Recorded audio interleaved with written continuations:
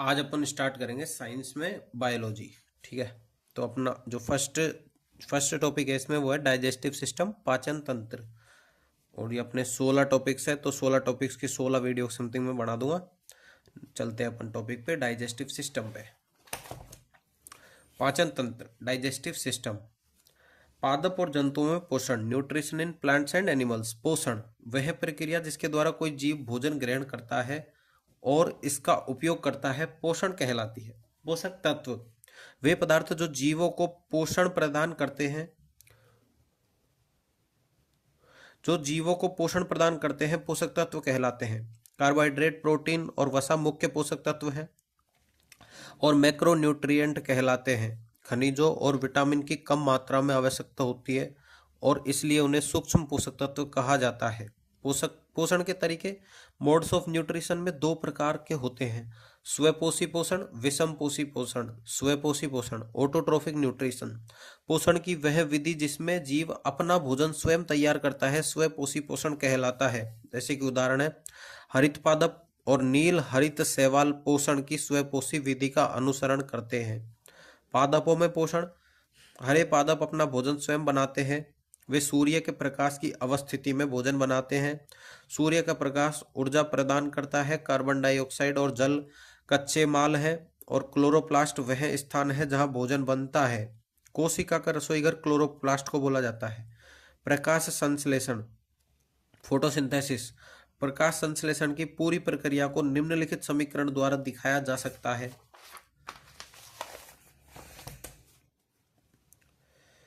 6CO2 carbon dioxide plus 12H2O water मतलब present होता है सन से एनर्जी क्लोरोफिल की प्रेजेंट में। C6H12O6 बनता है, शुगर बनता है, प्लस 6H2O मतलब वाटर बनता है, प्लस 6O2 ऑक्सीजन बढ़ती है जो कि उड़ जाती है। प्रकाश संश्लेषण का स्थान, पत्ती में क्लोरोप्लास्ट में क्लोरोफिल हरा वर्णक होता है। विषमपोषी पोषण, हेट्रोट्रोफिक न्यूट्रिशन, पोषण की वह विधि जिसमें एक जीव से भोजन ग्रहण करता है, विषमपोषी पोषण कहलाता है। हरित पादप और नील हरित शैवाल के अलावा अन्य जीव पोषण के विषमपोषी प्रकार का अनुसरण करते हैं। इसे 3 प्रकार में विभाजित किया जाता है। मृतोपजीवी पोषण, सेप्रोफिटिक न्यूट्रिशन। मृतोपजीवी पोषण में जीव भोजन पर पाचक रसों का स्त्राव करता है। सेकंड है प्राणिसम पोषण, होलोजोइक न्यूट्रिशन। प्राणिसम पोषण में पाचन जीव के शरीर के अंदर होता है, यानी भोजन ग्रहण करने के बाद अधिकांश जानवर पोषण के इस तरीकों को अपनाते हैं। थर्ड है परजीवी पोषण, पैरासिटिक न्यूट्रिशन। वह जीव जो किसी अन्य जीव के अंदर या बाहर रहता है और उससे पोषण प्राप्त करता है, उसे परजीवी के रूप में जाना जाता है और इस प्रकार के पोषण को परजीवी पोषण कहा जाता है। जैसे कि उदाहरण है प्लाज्मोडियम, टिक आदि। अब प्राणिसम पोषण के चरण, पहला है अंतर्ग्रहण, भोजन ग्रहण करने की प्रक्रिया। दूसरा है पाचन, जटिल खाद्य पदार्थों को सरल अणुओं में तोड़ने की प्रक्रिया। तीसरा है अवशोषण, पचे हुए भोजन के अवशोषण की प्रक्रिया। चौथा है स्वांगीकरण, पचे हुए भोजन का उपयोग ऊर्जा वृद्धि और मरम्मत के लिए। पांचवा है उत्सर्जन, अपचित भोजन को शरीर से बाहर निकालने की प्रक्रिया को उत्सर्जन कहते हैं। अब आता है अपना पाचन, डाइजेशन, भोजन को ऐसे सरल पदार्थों में तोड़ने की प्रक्रिया जिसका उपयोग शरीर ऊर्जा, उत्तक विकास और मरम्मत के लिए कर सकता है। कार्बोहाइड्रेट ग्लूकोज प्राप्त होता है कार्बोहाइड्रेट से। वसा से वसीय अम्ल, प्रोटीन से अमीनो एसिड। विटामिन और मिनरल्स शरीर में पाचन नहीं होता है, पहले से ही सूक्ष्म होते हैं, अतः और विभाजन संभव नहीं। उदाहरण दूध में उपस्थित कैल्शियम। मानव पाचन तंत्र की संरचना, structure of the human digestive system, that is alimentary canal, आहार नली, लंबाई 9 मीटर 33 फीट, मुख, गुहा, उसके बाद ग्रास नली, उसके बाद आमाशय, उसके बाद छोटी आंत, उसके बाद बड़ी आंत। संबंध ग्रंथियां, एसोसिएटेड ग्लैंड्स, पहले लार ग्रंथि, उसके बाद जठर ग्रंथि, उसके बाद यकृत, उसके बाद अग्नाशय। मुख, गुहा, ओरल, बुक्कल, माउथ कैविटी, दांत, जीभ, लार, दांत, teeth. Study of teeth, odontology, odontology. ठीक है, हमारे दांत की ऊपरी सतह पर मौजूद एनेमल हमारे पूरे शरीर का सबसे सख्त हिस्सा है। एनेमल होता है CaCO3 calcium carbonate plus CaPO4 calcium phosphate 60 से 70 गुना अधिक।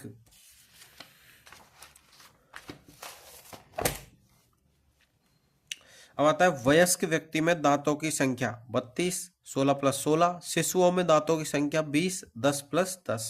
ठीक है, इसको तो छोड़ो। दंत सूत्र टीथ फॉर्मूला वयस्क में 2 1 2 3 2 1 2 3 2 1 2 3 2 1 2 3। कृतंक इंसाइजर 8, रदनक कुनाइन कुस्पिड 4, अग्र चवर्णक प्रीमोलर 8, चवर्णक मोलर 12। बच्चों में 2102 2102 2102 2102। ये दांत है ऊपर के, ये नीचे के।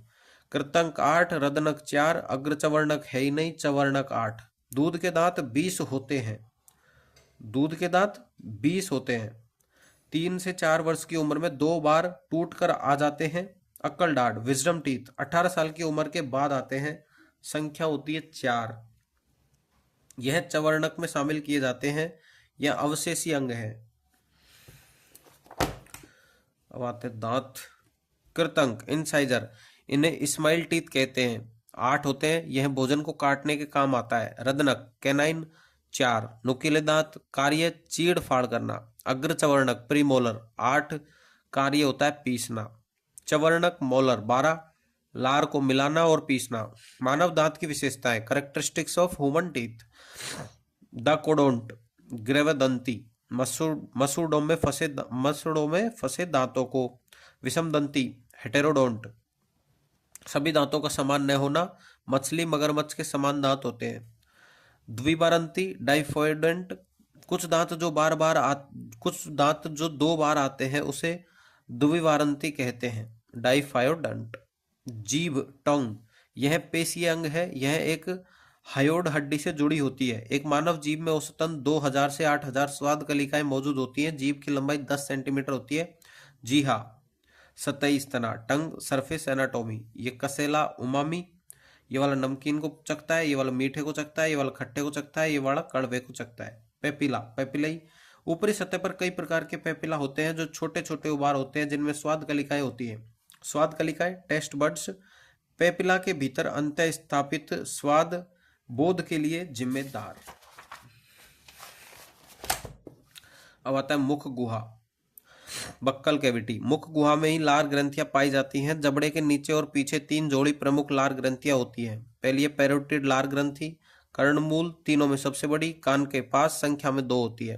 दूसरी है सबलिंगुअल लार ग्रंथि, जीभ के पीछे उपस्थित, सबसे छोटी। तीसरी है सबमैंडिब्यूलर लार ग्रंथि, नीचे वाले जबड़े के नीचे। यह 70 से 80% लार उत्पादित करती है। लार सलाइवा, पीएच होता है इसका 6.8, अम्लीय होता है। लार ग्रंथियों में उत्पादित लार 98% में जल है। Salivary amylase ptyalin enzymes starch को पचाता है। स्टार्च सलाइवरी एमाइलेज माल्टोज बनता है। G+G 70%। बोलस लार प्लस भोजन, भोजन नली का ग्रास नली ईसोफेगस, यह बोलस को क्रमानुकुंजन द्वारा मुंह से पेट तक पहुंचाता है। लंबाई 25 सेंटीमीटर। पाचन ग्रंथियां अनुपस्थित। लयबद्ध संकुचन और पेशीय भित्ति के शिथिलन के कारण क्रमाकुंचन। अमाशय जठर पेट स्टोमच, जे आकार का होता है। पेट में खाना 4 से 5 घंटे रहता है। जठर ग्रंथि से जठर रस निकलता है। इसके 3 भाग होते हैं, फंडस, कार्टिया, पायलोरस। जठर ग्रंथि में 2 प्रकार की कोशिका पाई जाती है। ऑक्सीजिनेटिक पारेटल एंजाइम को सक्रिय करेगा, HCl बैक्टीरिया को मारेगा। पेप्सिनोजन HCl पेप्सिन, प्रोरेनिन एक्रिम HCl मिलेगा, रेनिन बनेगा। प्रोटीन पेप्सिन, पेप्सिन की प्रेजेंट में पेप्टाइड पेप्टोन बनाएगा। केसिन रेनिन की प्रेजेंस में पैराकेसिन, और पेप्सिन की प्रेजेंट में पेप्टाइड बनाएगा। ठीक है, मिल्क प्रोटीन होता है केसिन। दूसरा है पेक्टिक मुख्य कोशिका एंजाइम, महत्वपूर्ण तथ्य है। पीएच होता है 1.5 से 1.5, अम्लीय। एंजाइम को अमाशय सक्रिय करता है। श्लेष्मा झिल्ली इसे एसिड से जलने से बचाती है। भोजन प्लस स्त्राव एंजाइम, अमाशय वाला भोजन। छोटी आंत स्मॉल इंटेस्टाइन, लंबाई 6 से 6.5 मीटर, व्यास 1 इंच। इसके प्रमुख 3 भाग होते हैं। ये पता नहीं क्या है, ये ड्यूओडेनम है शायद, ड्यूओडेनम, जेजुनम, इलियम। भोजन का पूर्ण पाचन छोटी आंत में ही होता है। यकृत और अग्नाशय अपना स्त्रावण छोटी आंत ड्यूओडेनम में भेजता है। हिपेटोपेनक्रियाटिक डक्ट यकृत प्लस अग्नाशय आंत्ररस में होता है। माल्टोज जी प्लस जी में तोड़ देता है। दूसरा है सुक्रोज ग्लूकोज प्लस फ्रक्टोज में, लैक्टोज को ग्लूकोज प्लस गैलेक्टोज में। अब आता है अपना यकृत लिवर। यकृत की आंतरिक कोशिका को हिपेटिक कोशिका कहा जाता है, जिनमें पुनः निर्माण की सर्वाधिक क्षमता पाई जाती है। स्टडी ऑफ लिवर अपन बोलते हैं हिपेटोलॉजी।